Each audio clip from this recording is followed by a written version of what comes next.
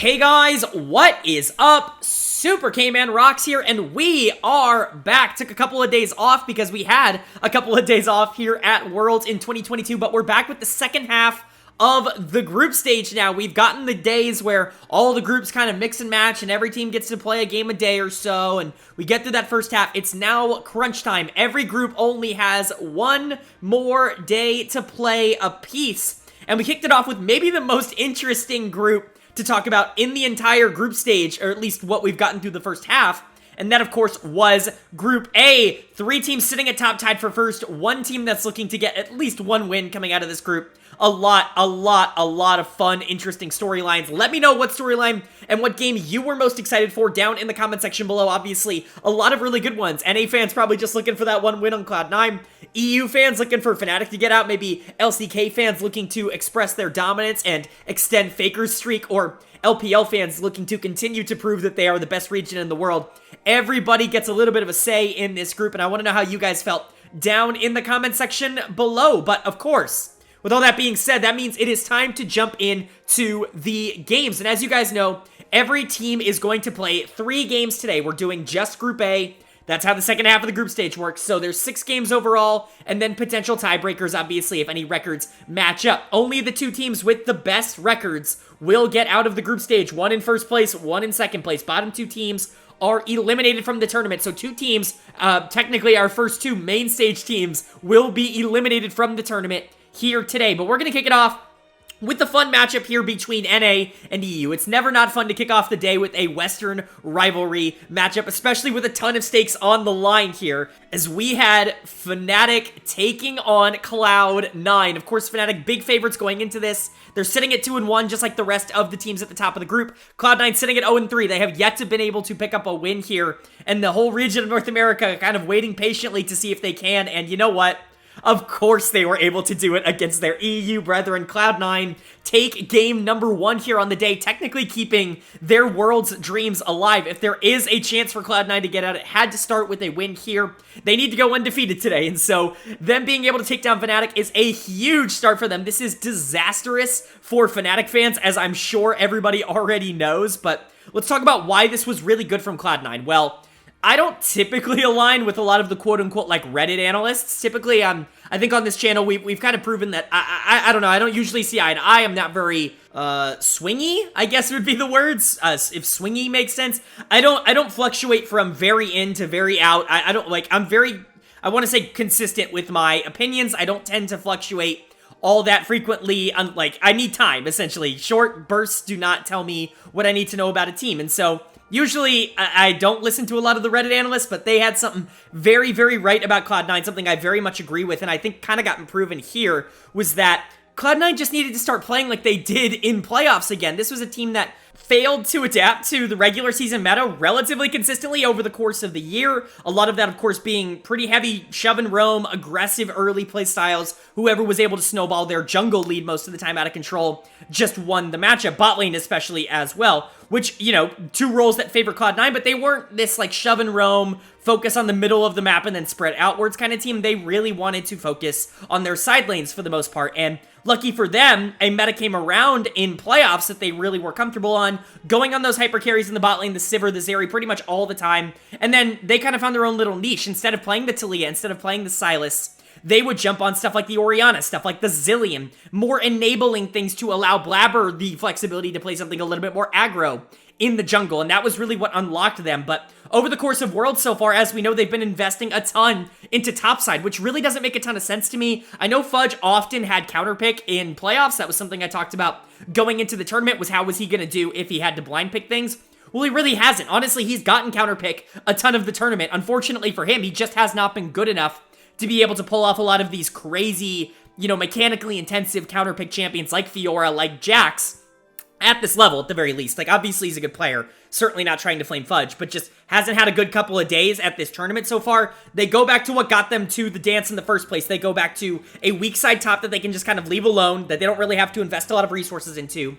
Blabber on something that can be super proactive in the early to mid game while also playing aggressive in the Trundle. Jensen on the enabling mid laner that can afford to lose lane because he's just going to be out on the map instead of in lane most of the time. And then Berserker on a hyper carry, Sven on an enchanter. These are all the picks that Cloud9 played the majority of this split, and most especially into playoffs, and it's like it clicked in their mind, like, oh, we don't have to play exactly the meta that all of the other teams are playing. We can kind of play our style and get away with it, and certainly they did here. They came in here with a game plan, and they executed on it super well. Blabber had a stellar early game. He's going to get my player of the game in this one. It was incredible how much he owned that map. Obviously, Trundle into Jarvan, not always the easiest matchup for either. There are definitely pros and cons, I would say, to the matchup for both. Jarvan can go through the Trundle pillar. Trundle can just be relatively difficult for Jarvan to actually deal with, generally speaking. So, pros and cons for both, but Blabber was just the superior player today, and it really wasn't even all that close. Razork was not good in this game. We'll talk about that a bit later, but you gotta give a ton of credit to Blabber on this Trundle for being able to go out there and really dominate the matchup. He was able to get some early plays, not only in the bot lane, but in the mid lane as well. Jensen really started snowballing a lot on this Orianna, and while he was never the primary damage threat in this game on the Ori, some of the plays that he made were also fantastic. Yes, a couple times getting caught out when he absolutely didn't need to, but it's fine, right? He was so accelerated. He had the death cap by like 20 minutes. That shockwave on Razork when he was trying to, QE out was phenomenal. Just overall, really, really good game from Cloud9's jungle mid duo. This is the kind of synergy I wanted to see the two have. Jensen, while he is a really good player, and as we'll see a little bit later in the day, it's not like he can't play carries. I just think Cloud9 has gotten so used to Jensen being the facilitator, the support, the proactive, like, mid laner that isn't going to consume a lot of resources, so that players like Blabber and Berserker can really take a lot of those and snowball the game out of control. I think when they were trying to distribute it to Fudge and Jensen just a tad bit more, the players who had been kind of carrying this team with a lot of the more base resources didn't exactly know how to transition to that. So Blabber, great game. Berserker and Sven, really won lane. Really got to give them credit. Obviously, Jinx is really good into Aphelios. That's something I've been talking about all tournament long. I talked about Aphelios as probably the top blind pickable AD carry in the meta right now, and I still do believe that, but if there is an adaptation to that, it's either A, Kalista, who I just don't think a lot of teams really either want to play or gonna let through, or B, Jinx. If you want to go the hyperscaling route, Jinx does a really good job in lane of being able to pressure out Aphelios, her damage early, especially if you pair her with something like the Lulu, which I'll talk about that in a second.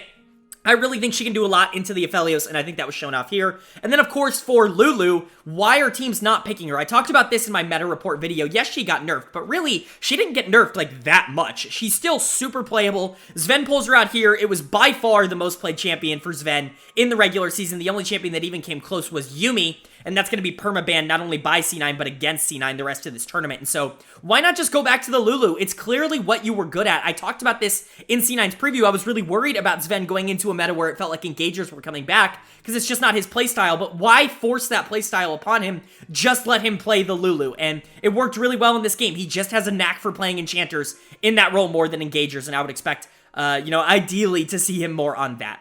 But that's for Cloud9. As for Fnatic, this is disastrous. I mean, this is not the start you wanted. I talked about in my preview that Cloud9, kind of being this wild card, this 0-3 team, and everybody else sitting at 2-1, if they're able to swing a game off of somebody, that could be the difference between making it out of this group and not making out of this group, and Fnatic has to be really, really worried right now. They came into this game incredibly cocky. This is a very aggressive draft. This is something that Rogue typically goes for. Like, this is a very Rogue draft. The Maokai in the top, the Jarvan, the Soraka, a lot of, like, signature Rogue picks. Even the Victor, obviously, Humanoid's very good at that as well. But just a lot of signature Rogue picks, in my opinion, with this one. But they just don't play this kind of style. Like, they're going out of their comfort zone to play this. Humanoid has a very specific champion pool. I think teams have really started to realize that. The Azir and the Victor are phenomenal for him, but he is actively pushed down on his priority list when he is off either of those two champions. So Cloud9 bans the Azir, forces him on to the first, the B1 Victor here, which is huge. It allows C9 to kind of sculpt their comp in the way that they want to. They do leave up the Maokai, kind of interesting, but that ends up going top lane, which I think is overall a positive for the C9 draft. But even if it went jungle, you have the Trundle to be able to kind of counter it. And then the rest, like, you're just relying a ton on Jarvan to be able to generate any sort of early pressure here. Because Maokai doesn't have it, Victor doesn't have it, and Aphelios doesn't have it, especially into these lane matchups. And so you're relying a ton on Jarvan to be able to generate that lead, and Razork just did not have a very good game here. He's going to get my dud of the game. Like I said, the map was basically completely controlled by Blabber in this one, and you got to give him a lot of credit for it. Blabber was great, but Razork, it seems like he watched Malrang play Jarvan and was like, oh yeah, I can do that, and then just like never tried. This was not a very proficient game on the champion, was completely outplayed by Blabber and Jensen for a majority of this. They've relied so much on Razork throughout this year. I've talked about this in the LEC a considerable amount. When Razork has good games, they tend to win. When Razork has bad games, they tend to lose. Something is similar with Humanoid, but at the World Championships, he was a little bit more consistent. Overall, the jungle mid just got outplayed by Fnatic. There's really no other way to put it. It really feels like they went into this game just expecting to be able to deal with it super easy, like saying like, oh, we're just on a different level than a team like Cloud9, and Cloud9's not bad enough for you to be able to do that. And so even if they're not like the greatest team in the world, they have their kind of playstyle, and especially in draft, if they can get all the things they're comfortable with, they can punish you on it, which they did. Razork and Hilly were not good in this one, and Humanoid and Wonder just got caught out so frequently. Not a lot of bright spots for Fnatic. So overall, what does this mean for them? Well, it means they basically have to win out the rest of this day to even make it interesting. And against EDG and T1, that's a big offering. But of course, this is a team that already did beat T1 in the group stage. They could theoretically beat EDG too. They're just going to have to reset their mental and turn it around for the rest of the day. For Cloud9, like I said, this win is huge. Obviously, you're not in a great position to get yourself out of groups. Some things would have to go right for you to even have a tiebreaker. But if you go undefeated today, you've put yourself in the best possible spot. This is a good first step for it. But even so, the first win for North America at Worlds this year, the first Tier 2 tower, which is insane, taken for North America at Worlds this year. It's really just about pride and ego at this point. You showed up and you showed the world that you can win these international games if you play your style. I just hope that the other NA teams kind of take from this lesson and are like, maybe we don't have to adapt to the meta that everybody else is playing. Maybe we can go our style and we can still beat some of the better teams in the world. Moving on to game number 2 now. Fnatic's got to put everything that they just had happen to them in game number 1 out of their mind, because they have to play right back to back here in game number 2, and if they can't win in this one, then they are actually in a really tough spot. They're going to have to hope for a lot of things to go right. Technically, they wouldn't be eliminated, but they'd be very close to being eliminated. Not only would they guarantee need to win the final game, but they also would need to hope that both T1 and EDG kind of shit the bed in all the games except the ones they're playing against each other in, and so definitely not an easy road for Fnatic ahead if they can't win this, but we'll see, as we had a matchup between T1 and Fnatic that went in favor of T1. T1 was able to take this one, really upsetting to all the European fans out there. Fnatic starts the day 0-2, of course. That means they're 0-3 in their last 3 games in group stage after starting 2-0. Definitely not how you want to progress in this tournament. You leave things up to chance now. Not only do you have to beat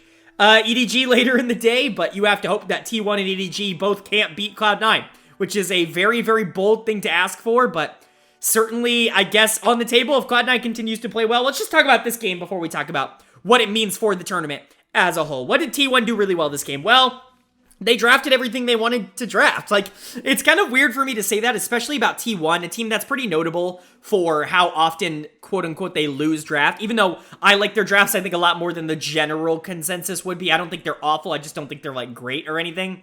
I think they're just whatever. Like, they give their players a chance to win if they're better and a chance to lose if they're not, kind of thing, right?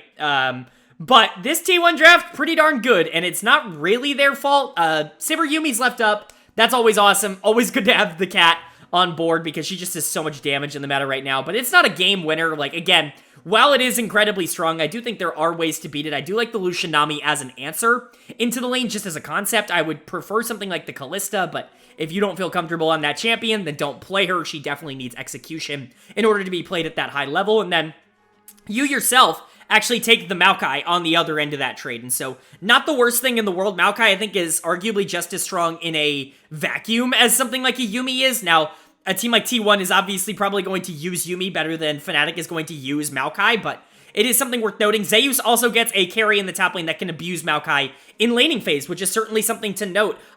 They take out the Fiora, they take out the Aatrox, they take out the Jax, they take out the Camille, but Zeus has his Yone, and like these just has so many picks, really at this point, and I talked about this in the LCK, I think, quite a bit in the reviews. There's really not a ton of point in banning out Zeus, in my opinion. There never really has been. His champion pool is just too big. He plays all of the carry top laners at a super high level, and especially when you have a scaling bot side, when you have the Sylas Sejuani as kind of your jungle mid duo, you can afford to go something really aggressive on that top side. the Yone was really, really big here. Not only did it dominate that laning phase against the Maokai, really putting the power pick, quote-unquote, of Fnatic behind from the early game, but he was able to do a lot in those side lanes. He wasn't, like, super impactful in a lot of these team fights, but just his presence alone, I think, was a big hindrance towards Fnatic taking a lot of these objective trades. And so you got to give a lot of credit to Draft here. I think it's really good in the favor of T1. While I think Fnatic answered well in some of these situations, like I said, I like the Lucian Nami. I think even something like the Akali can be good considering T1, and I think I tweeted this out at the time. T1 seems like the first team to realize, like, oh, Humanoid has, like, 2 really good picks, and then he's just average on everything else, right? Like, if we take away Azir and Victor, then maybe he's not, like, this unbelievably good mid laner, right? He's just a good mid laner, and so they ban Azir Victor first rotation. Humanoid takes the skill matchup in the mid lane, the Akali versus the Sylas. And while he does do pretty well in the early game, that's often a lot of investment from Razork here on the Poppy. He actually bounces back relatively well in this game. Not a great game from him. He was definitely behind in pacing, but he tried his best. He was certainly one of the players on Fnatic that was at least trying to make plays in this game, where I think Humanoid was given a lot of resources, and he did literally nothing with them. He was so bad in the late game. There's really no other way to put it. And that's kind of what I've been saying about Humanoid all year. He's really good on these backline control mages. His style is exactly that. He knows exactly what he wants to play and how he wants to play it, but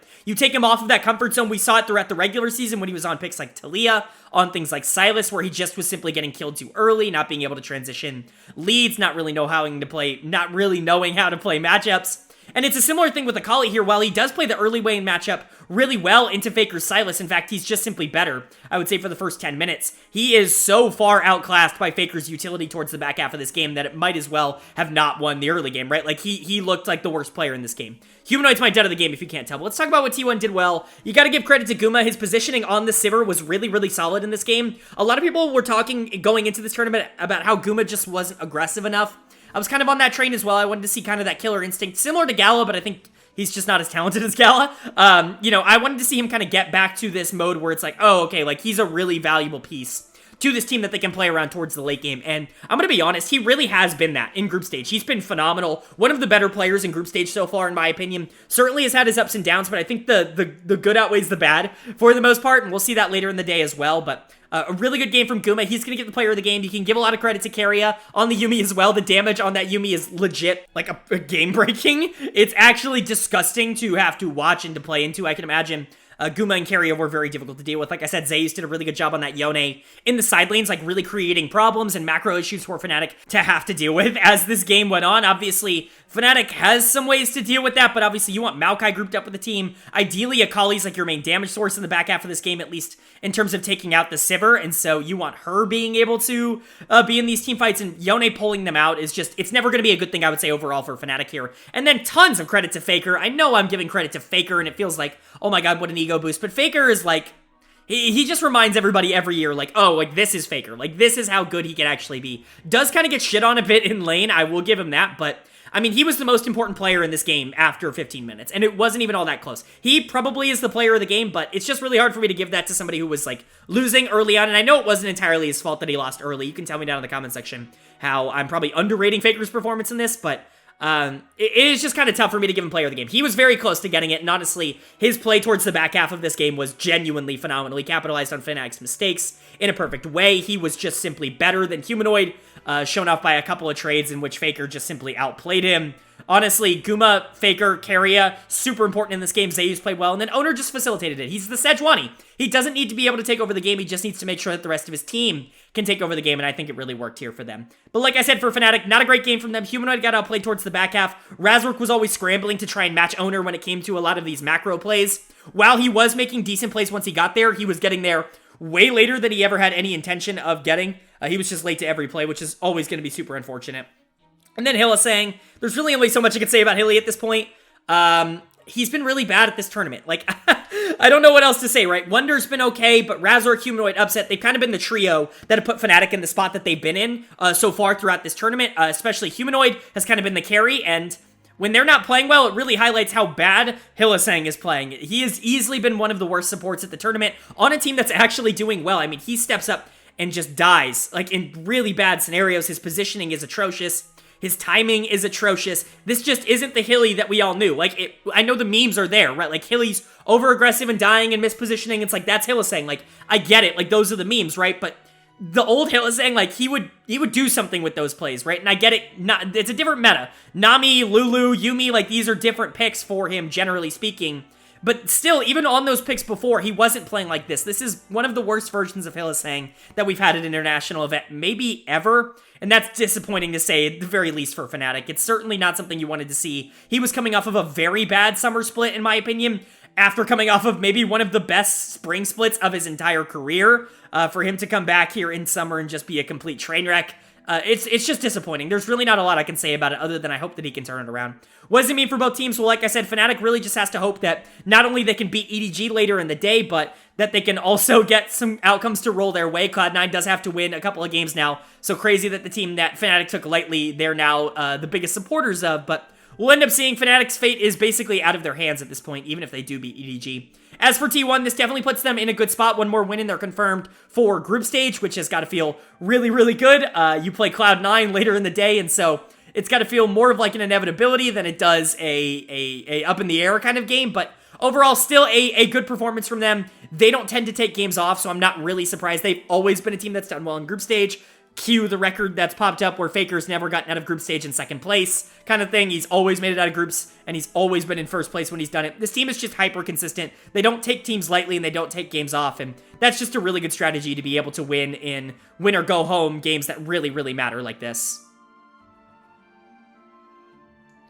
Moving on to game number 3 here. It's certainly an interesting one. We go from a game that had a lot of implications to one that I think a lot of people were kind of not super pumped to see. Not because it wasn't interesting, just because it really didn't have a ton of implications on the rest of the day. And a lot of people probably knew how it was going to go. We had Cloud9, who is still hanging on to the hopes and dreams of going undefeated here today, taking on Edward Gaming in their first game here of the final day of groups. And unfortunately for all the NA fans, the hope was shattered in this game as EDG completely decimate Cloud9, one of the biggest stomps that I've seen on international stage in quite a long time. They were not even remotely on the same caliber of playing in this existence of this game, so you gotta give credit to EDG. They continue to look incredibly dominant ever since they got the roof blown off of them by T1 at the start of this group. Ever since then, they have not looked at all touchable by C9, by Fnatic. Yes, we're kind of seeing that those two teams maybe aren't who we thought they were, especially like Fnatic. You know, maybe we knew what C9 was, but Fnatic maybe isn't who we thought they were for a bit there, but EDG looking really good in this game. Cloud9, unfortunately, put into a little bit of a conundrum where they think that the Graves against JJ is a bigger ban, and I agree, or the Sylas on Scout, don't agree with that one as much, is a bigger ban than the Aatrox this game. And that means that Aatrox and Maokai are both left up, and your blue side and Aatrox is up. You gotta pick it. You can't let them have it.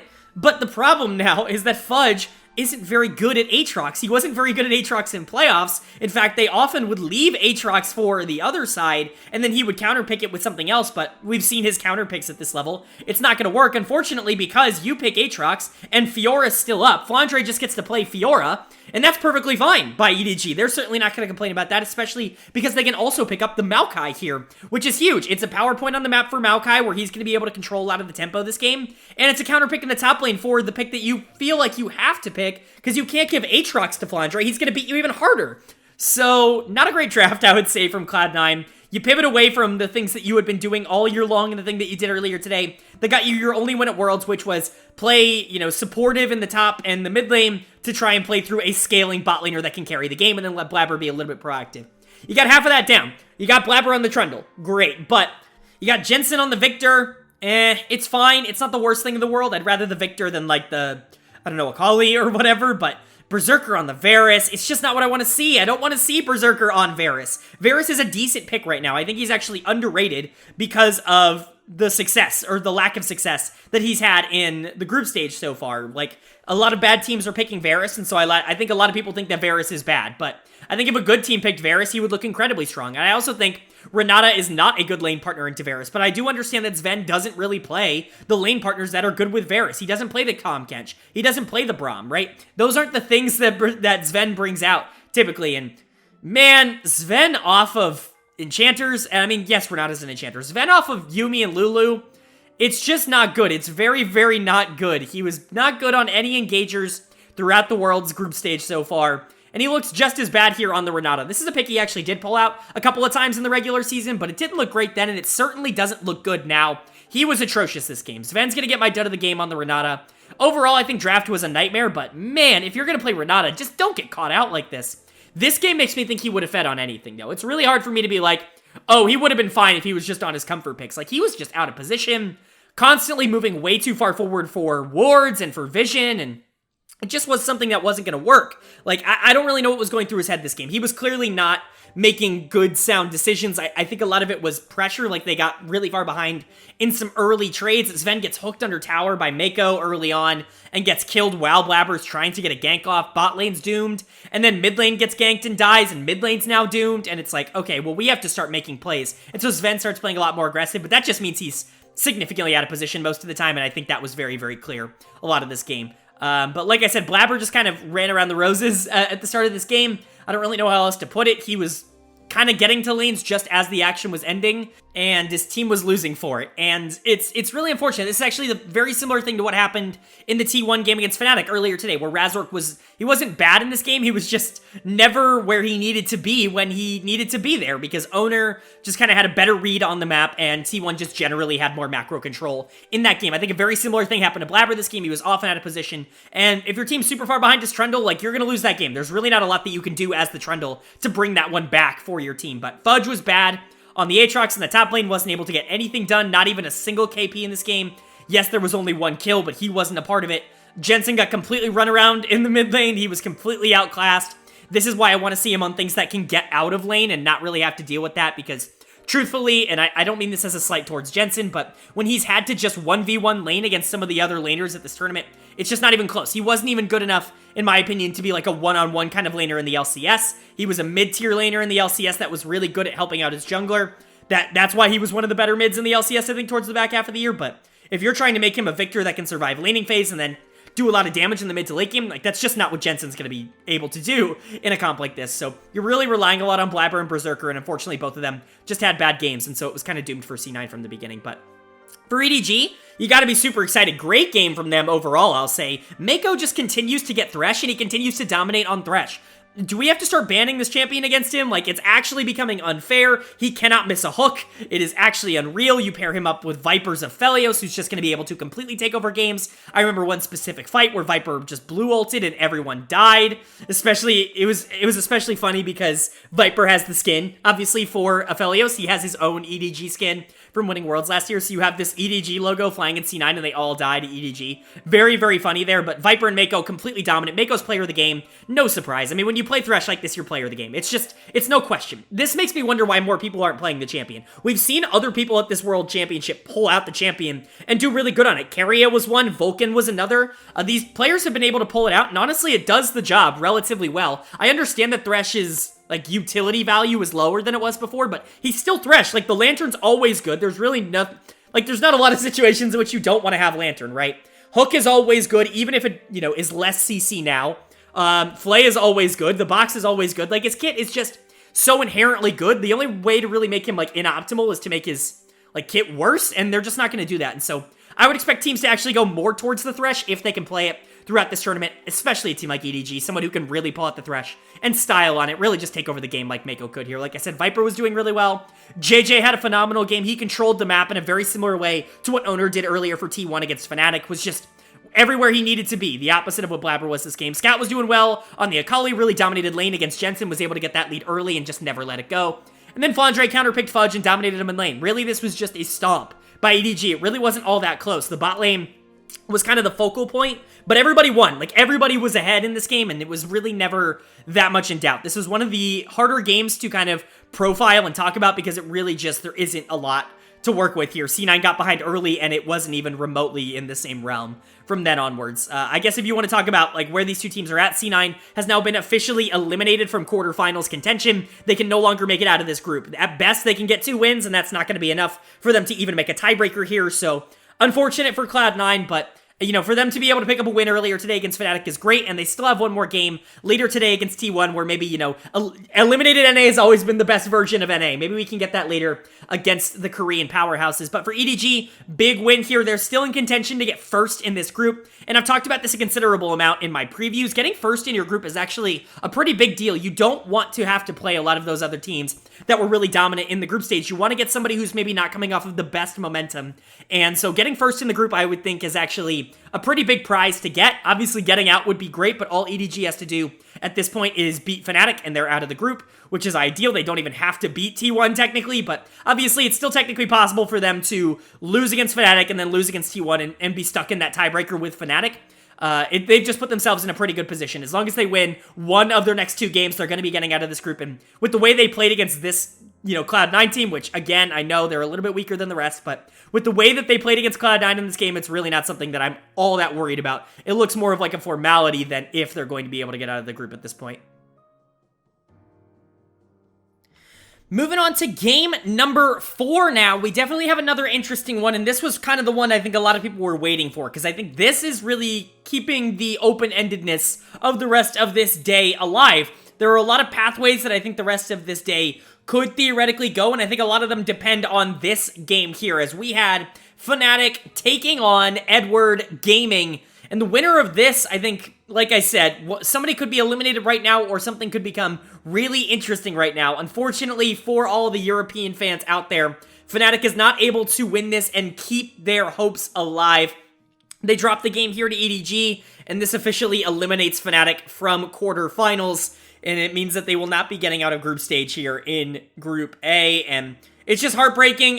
They had such a great start to the tournament. Obviously, the win over Cloud9, really good at the time, not super great in hindsight with how C9 is played, but certainly a big win. And then the win over T1, people were buzzing about that, but not being able to pick up a win in your Final Four, certainly not great. Props to EDG. They played another really, really good game here. And you know what they didn't do? They didn't reinvent the wheel. They just went right back to what worked for them in the previous game against Cloud9. They go back to this Thresh-oriented bot lane with a hyper carry, this time the Jinx down there for Viper instead of the Aphelios, because Fnatic instead picks up the Aphelios. They said, okay, you just had a really good game on it. We don't want to give that to you. We're going to take that away. Upset can play it really well, but Viper plays the counter, which is the Jinx here. Jinx does really well into Aphelios. I talked about this earlier, especially in lane, and you're going to be just as deadly in the late game, especially if you are able to generate a consistent lead in the early game. I think the Thresh is going to be significantly more beneficial than something like the Nautilus here. The Nautilus engages just are really easy to disengage on the side of EDG when it either comes to Jinx traps and just like running away, or just the ridiculous amount of peel that Thresh offers just in general. It's really difficult for Nautilus to like actually stay on top of the Jinx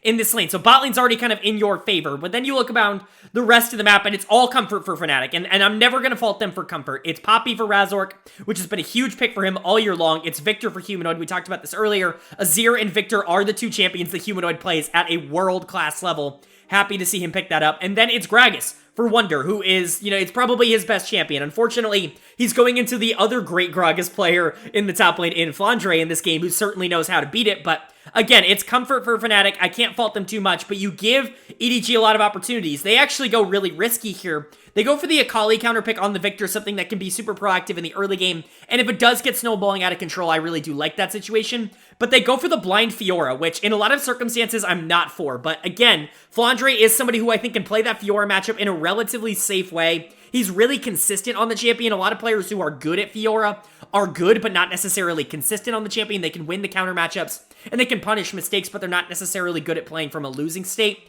I think Flandre is one of the few players in the world that does play Fiora really, really well from a blind situation, and can play into the counters relatively well. I would say Gragas is a relatively decent matchup into Fiora. I'm not going to say that it's great, but Flandre just played better in this game, and so he looked better. And then the Sejuani just kind of closed the comp out. Just a really strong kind of flex pick to drop in there is really just going to benefit pretty much everybody on the team in pretty much any scenario. So Sejuani's also always going to be pretty good. I know people on Reddit hate her, but it doesn't matter. Sedge is a really good pick.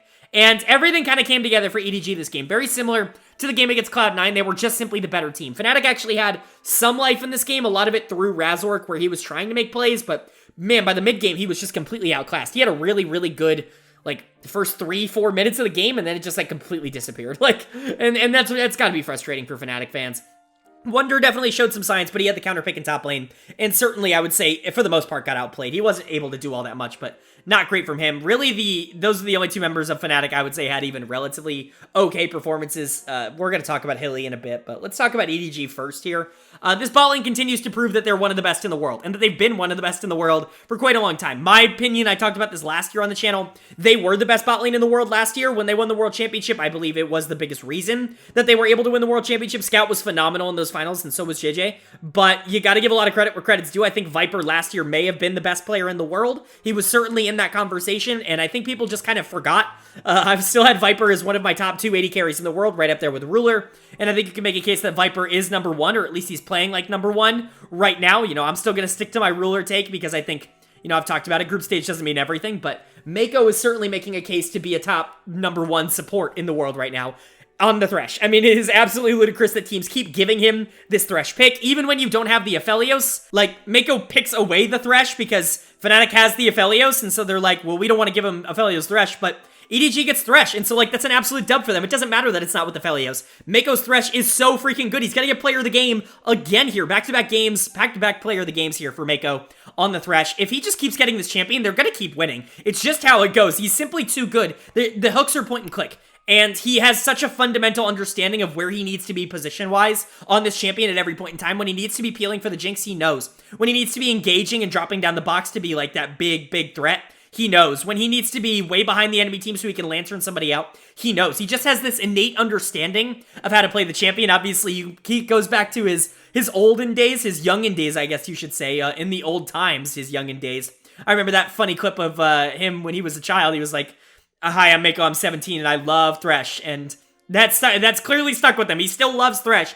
He's still freaking good at the champion, and he keeps proving it at Worlds. If he keeps getting this champion, he might be the best support in the world. And then Viper just continues to be the most consistent support, or the most consistent AD carry, I should say, in the world. You can talk about Ruler having better pop-off performances, and I agree. I think at his best, Ruler is, like, more aggressive and can consistently generate more leads, but Viper, man, like, he just doesn't lose. He's perfect at every part of the game. That's the part that I respect the most about Viper, is he's so phenomenal in lane. He's able to generate consistent leads no matter what his support wants to do. And then he's also great in team fights. He's not really someone who misses positions. He will take risks, but he's not dumb about them. Like, he's just like, he's the AD carry you would build in a lab. He's perfect. And he complements Mako super duper well here on the Jinx. He's able to get really far ahead and do a ton of damage towards the back half of this game. A little bit of mispositioning for him towards the back half as I sing his praises, but you're allowed like 1 over the course of the entire group stage because it really felt like that was it for him. But the rest of this team was good. JJ was great in the early game. The Sedge pick, I think, really works into EDG's favor. I think that's really the type of jungler that they really prefer right now. I know JJ is a lot better on these more carry-oriented picks, but his team fighting is so good, and he's able to generate a lot of leads for his bot lane in this kind of scenario, and I think that's really what EDG has done to separate themselves from a lot of other teams. Remember, this was a middle-of-the-pack LPL team for a majority of this year until actually JJ came out, Junjie came in, and they really started investing super heavily into Viper as their main carry. I think a lot of that's carried over with JJ back in the lineup here. I think they've realized that Viper is kind of the guy that they want to play through. JJ on these more off-meta, or on-meta, I guess, tanks with Sejuani. These more tank-oriented picks, these supportive picks that want to be a little bit more proactive in the early game, but still have a ton of value towards the back half and enabling a lot of the rest of the champions in the game. I think that's really the sweet spot for EDG, and I would expect them to go back to that. Scout on Akali is good. Flandre and Fiora is good. They weren't super important in this game. They were great it was great that they were able to win their lane, but really, this game was about bot lane and about JJ being able to accelerate that bot lane into a position where they could dominate the rest of the game. For Fnatic, on the other hand, they wanted to do the same thing. They wanted to play through Upset and Hylissang. It was very clear Razork had a goal in mind. It was to get that bot lane ahead. Unfortunately, Hylissang is just not good. I talked about this earlier in the day. He's been really, really bad, and boy, did that continue. An 0-8-2 Nautilus performance from Hylissang. Another dud of the game from him. It's not just scoreline where he was not performing in. I mean, go watch the game. Even just on tape. He's going in with Nautilus hooks and immediately getting blown up. Like, he was so squishy in this game. And it's such a depressing way to end your World Championships, especially with all the hype that you were able to generate, not only in play-in stage, but at the beginning of group stage here as well. For this to kind of be your big swan song at Worlds, definitely doesn't feel good, but man, I feel really bad for Upset. It really feels like he tried his best along the ride here, but there's only so much you can do, quite frankly, when your support's running it down. I hate flaming on this channel. It's something I really try not to do. I don't like being a negative influence in the sphere. I think that there, quite frankly, are a lot of people in the sphere who are very negative towards players and talk about all the things they do wrong and yada, yada, yada. I think that it's a little bit more beneficial to be like, well, he had a bad game, but let's point out some of the things that maybe he could do better, and hopefully he does better in the future. That's always been my approach. It's just kind of hard to find positives with Hylissang's performance here. Hopefully he can turn it around. This was just a really bad split for Hylissang. If he played like this the rest of the while, we might be saying, like, as great as Hilly has been, it might just be over for him at an international level. It just wasn't a good World Championships for him. Even in the play-in stage, he felt like a weakness, and so shout out to Upset. He really tried his best in this performance to carry. The Aphelios can only do so much with no peel, though. Humanoid got kind of run over in the mid lane again here. He looked mega tilted after the C9 loss, and it just felt like he never got his footing back. And then Razor, not a good game, especially after 10 minutes, was completely doomed from that point. So unfortunate for Fnatic, but this does end their Worlds 2022 run. This is their final game. They've now mathematically been eliminated. It is EDG and T1. Moving on to the group stage, to the knockout stage, the quarterfinals. We're going to have some games later on to determine what exactly the seeding for that might look like, because it technically still is, up in the air there. But for Fnatic, you just got to say, they did show some bright spots, and especially for a team, I think in context, a team that was barely in playoffs to begin with. They had to go 3-0 in the final week of the LEC regular season to even make playoffs in the first place. For that team to eventually go and win their play-in group and to be able to take a game off of T1 at Worlds, this is not a disappointment for this Fnatic roster. I know a lot of, fans and players are going to be disappointed because of the super team kind of status that was thrust upon them at the beginning of the year, but I really think they outperformed what anybody could have expected. I think the LEC in general is really outperforming what everybody could have expected. I honestly, for me, I'm more proud of Fnatic than I am disappointed in the performance they were able to put on at the World Championships. But for EDG, it's got to feel good to lock your place into the knockout stage. You're really going to get your chance to defend that World Championship and maybe even repeat here. You've definitely got some games left to play here today to kind of seal your spot, but seeding is up for grabs now. It's you and T1 moving on. That game at the end of the day is going to be super important, but you got to feel like at least a little bit of the pressure has been relieved from their shoulders with this win here.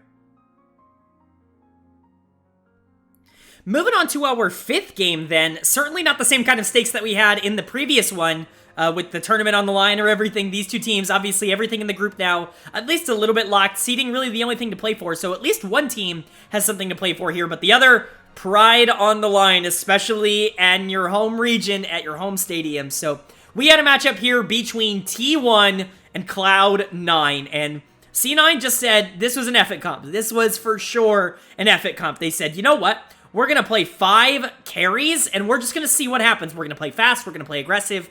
We're going to try to just blow the walls off of T1 and just go out there and have fun. If we win, we win. If we lose, we lose. That kind of mentality.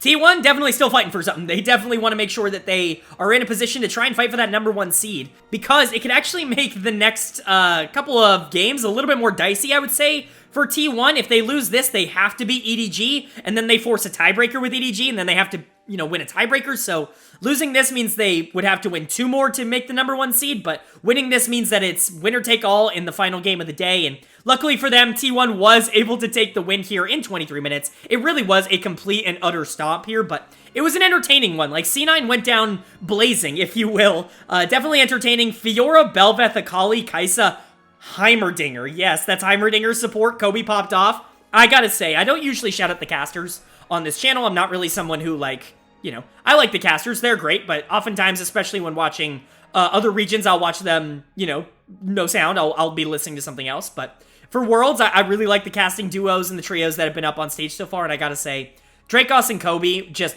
absolutely made this game. Like, they ran away with it. Kobe and Champ Select completely popping off when the Heimerdinger gets picked. Both of them in-game just completely losing their minds anytime, C9 or Heimerdinger especially does something. That gank mid lane from Sven, everything that happens this game, they just made it super enjoyable. I recommend going and giving it a watch just for the commentary alone.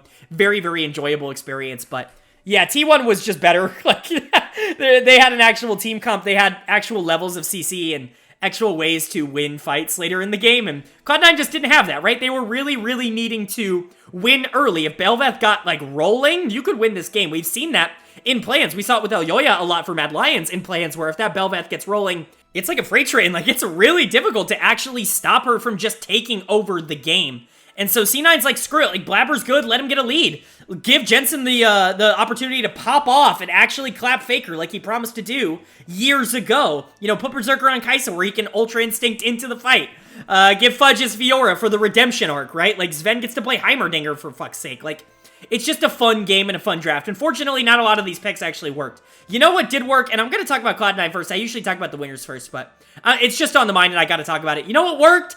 Akali for Jensen. What a freaking game from Jensen here. You gotta give him the credit that deserves it. Like, yes, T1 pretty much in every other lane completely stopped Cloud9, but you know what? I'll say it. Jensen outplayed Faker in this game. He was awesome. He was better. He was clapping him in the 1v1s. He was solo killing him. Like, let's go, Jensen. Like, God, bodied by Jensen. Like, it feels good to watch this as an NA fan. It feels like the culmination of the year-long one-sided rivalry that has been happening between Jensen and Faker, and it's awesome to watch. Like, it's just a fun experience. It never really meant much for the game. Even when the Akali felt like she was really strong, it never really felt like she was strong enough to be able to win the game for Cloud9, but it was just really cool to see Jensen, like, and Faker actively having these, like, 1v1 solo duels in mid lane, and Jensen coming out on top in a lot of them. It was really, really a sight to see, but outside of that, not a lot of good to talk about when it comes to Cloud9. I'm actually going to give dud of the game here to Berserker. He, in both games that he played against T1, just kind of got outclassed by his former,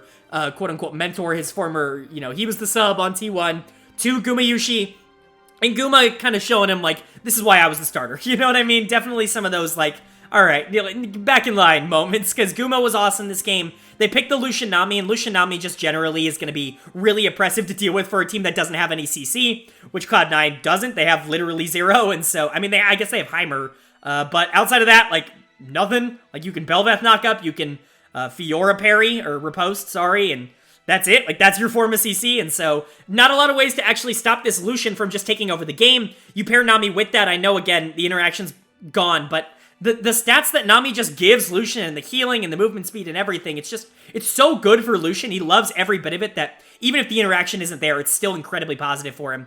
Guma's gonna get player of the game if you can't tell with how I'm talking about him. He completely took over the spot lane, and he ended up taking over the game. No one could kill this Lucian, no one could get on this Lucian, because Akali tried to go in and just got completely peeled off by the Sedge, by the Nami, like so many different things to stop the Akali from actually going in, and there was really no answer on Cloud9 to be able to lock down the Lucian, to even give Akali a chance to burst him down before anybody else had a chance to just kill her. And so, for T1, really well, I mean, it was well played. You played towards your comp's strengths.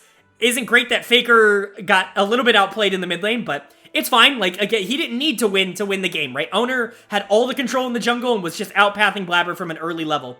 Zeus on the Jace, while he wasn't, like, dominant in lane, he certainly was winning into the Fiora matchup. It's probably his most famous pick, and it's definitely great to see it. And I already talked about Guma and Keria. Really just having fun down there in the bottom lane. Really, really good to see those two players, like, get to express themselves. I feel like both of them got so much shit over the course of the split in the LCK. Guma especially, like, getting all this, like, he was never that good, he has lost all his mental, MSI exposed him, you know, all this yada yada yada yada. I think him getting his confidence back in this group is a huge positive. Keria in a similar boat, obviously, he got COVID, and he got really sick, he came back and just wasn't the same player. It feels like those two are back on the same page now, and T1 as a whole is just kind of back on the same page, and it just feels good, man. Like, it feels good to watch good League of Legends, and to watch Guma and Keria kind of be back on the same page and be really, really good in this group stage. It just feels good. As a fan of League of Legends, I'm happy to see it. But for Cloud9, like I said, Berserker and Sven just got outplayed. Sven makes a really fun play ganking mid lane and actually giving Jensen, like, that lead that he ends up taking into a lot of these solo kills. But outside of that, not a lot of good to say. The Kai'Sa was useless this game. 0 damage coming out. Absolutely nothing that she could do to get in and survive because, again, no CC. So not really a lot of options for the Kai'Sa to actually be able to win. Blabber tried to make some plays early on the Bel'Veth, but really just not a lot of plays to actually make in this game, especially when they were so far behind. And then Fudge on Fiora. Do I need to say more? Overall, it's the end of Cloud9's World's journey, and what do we want to take away from it? Do we want to take away the fact that they could only win one game, or do we want to take away from the fact that, like, once they figured out their playstyle and they went out there with a little bit of confidence, they really did have a lot of fun, and they showed up. They showed up a lot better here on day 5 than they did on any of the first 3 days of Worlds so far, and so you gotta be happy for them for that. When they were on the comp that kind of got them to the dance, they really just outplayed a team like Fnatic, who I think a lot of people had really high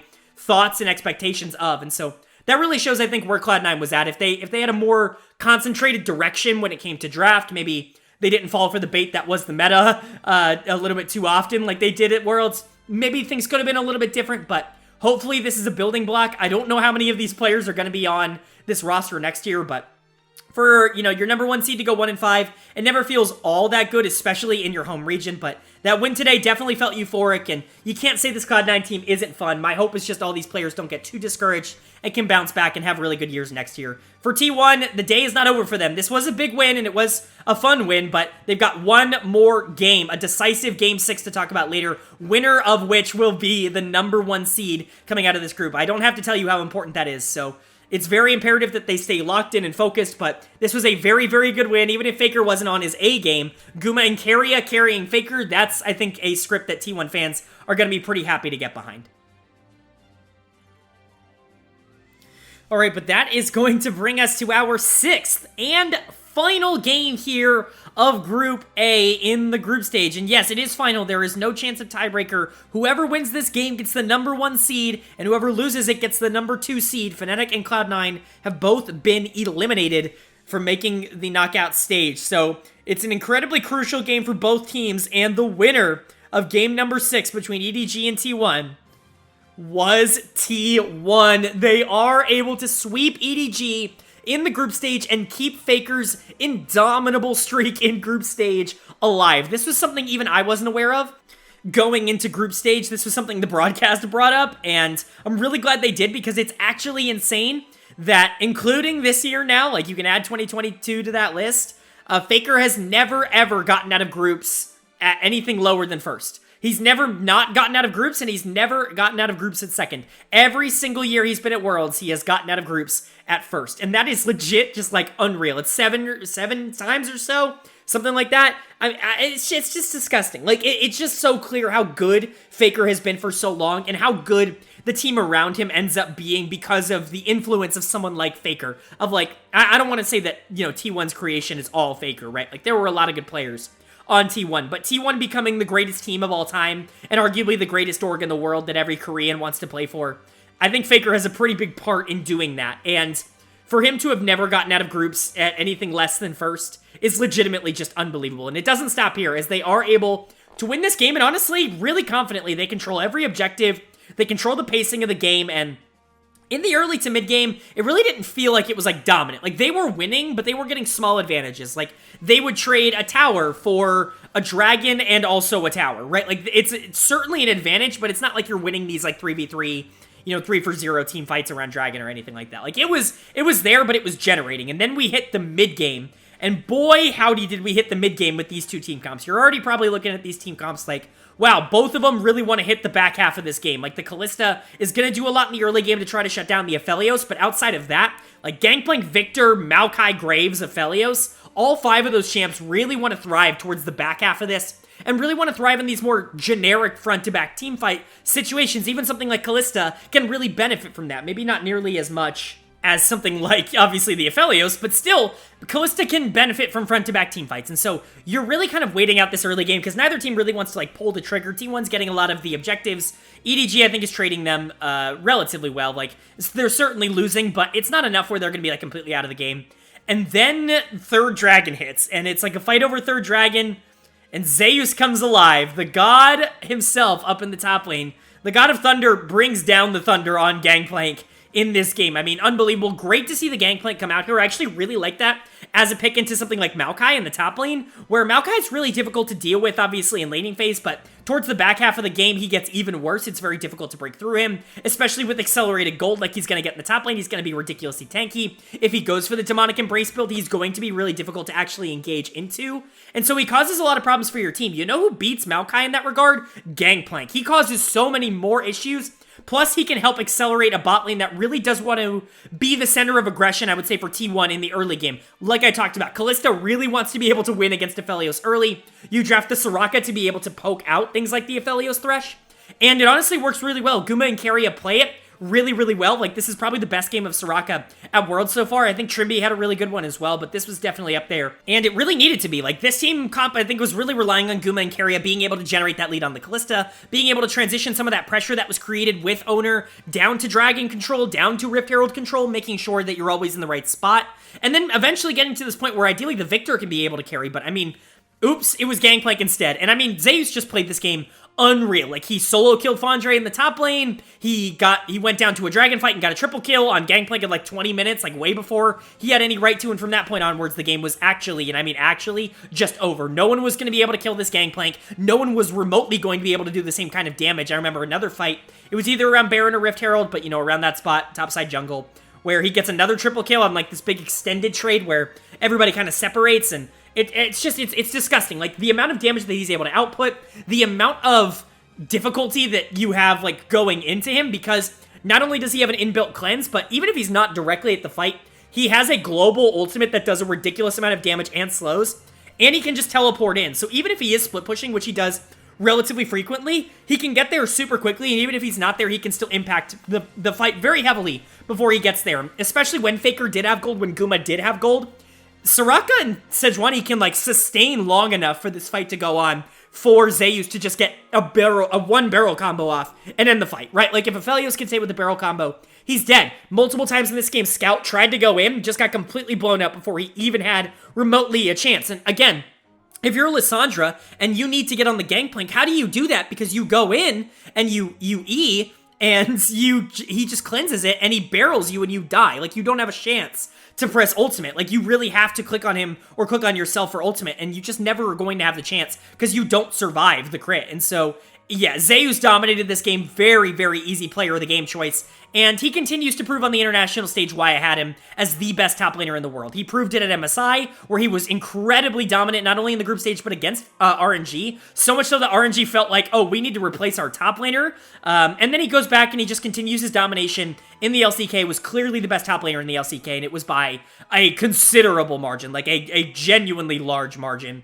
But even outside of that, like, on the world stage here, he's just been dominating. Flandre is a good player. We saw Flandre completely dominate. Flandre got scared in this game, and he went Maokai. He went, I don't really want to play a skill matchup into Zeus. And this is someone who blind picks Fiora on a world stage. And for him to be scared to play that matchup into you, he goes to Maokai, and you get Gangplank, and you solo kill him, you make him look bad in this game. It just shows you how good Zeus actually is. I mean, Faker was great too, and then tons of credit to Owner and Keria for really keeping this game alive. This was a great Soraka game overall, and T1 just played it beautifully.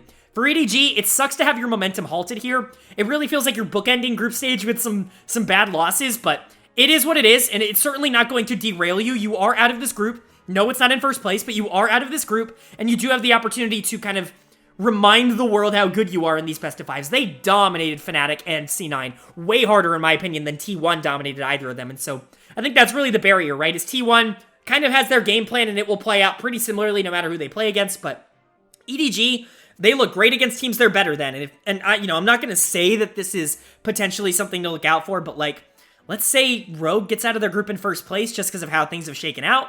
EDG versus Rogue in the quarterfinals, I'm not exactly predicting Rogue to be able to win something like that. So their tournament is by far not over yet. It's definitely not like, oh, they have to play a first seed, now there's no chance for them. There are definitely scenarios, even a team, I mean, think about this, like, RNG looking pretty good in Group D.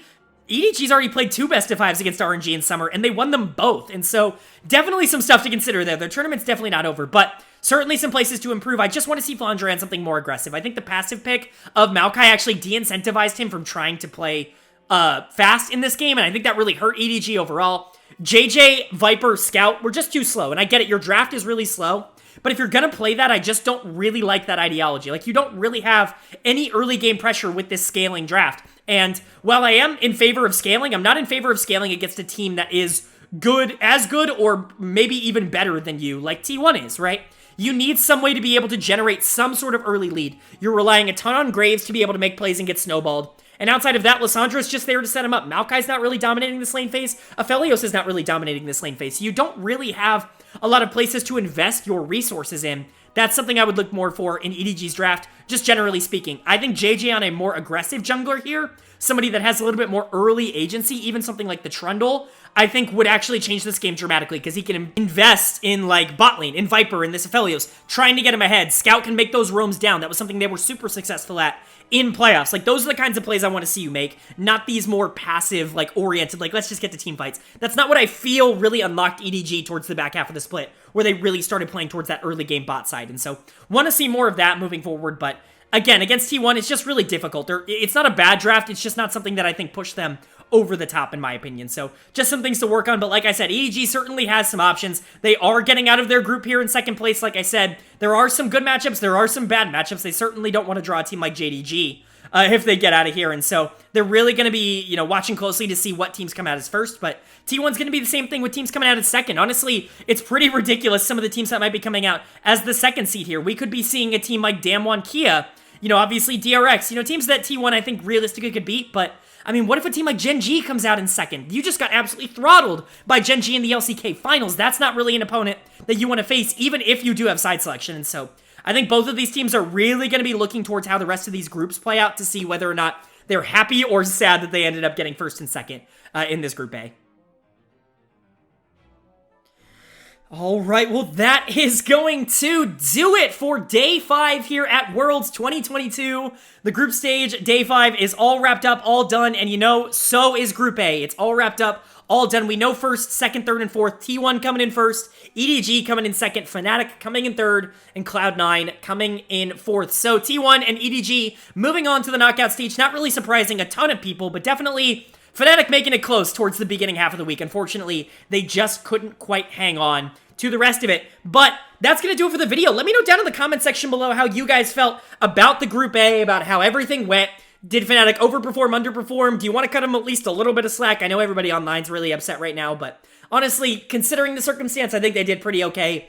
Are you happy that C9 was able to win a game and end the 0-18 dream, or were you really hoping for that 0-18 NA dream for the memes alone? I think that would have been funny. And then let me know your thoughts about T1 and EDG heading into the knockout stage. How do you feel about the teams? Do you think they can compete with some of the best teams at this tournament, or do you think they're probably going to be quick outs once we get to the best of fives? Let me know all of that down in the comment section below. And of course, while you're down there, if you made it this far, you probably liked the video, and if you liked the video, I would really appreciate it if you hit that like button. It really does help get this video out to a lot more people. It helps make sure this content is seen by some more people. I've been really thankful for you guys' comments and your appreciation with the likes and with the subscribes over the course of Worlds so far. You guys have been absolutely killing it with that stuff, and I'm really thankful for it, and it really does mean a lot to me that you guys are enjoying the content. And so if you're enjoying the content and you think other people might, hitting that like button definitely helps get it out to more people. And if you are new, if this is one of your first videos watching of mine, and you made it all the way here to the end, an hour plus of conversation about League, I promise you're going to like a lot of the rest of the videos I'm posting. I do a lot of analysis and recaps, not only on, you know, day-to-day recaps, but predictions and stuff when it comes to the grand scheme of things. So I highly recommend you hit that subscribe button and hit that bell so you can see when I post more videos just like this one. But with all that being said, of course, I hope you all are having a great day. I hope you continue to have a great day, and I will see you all later.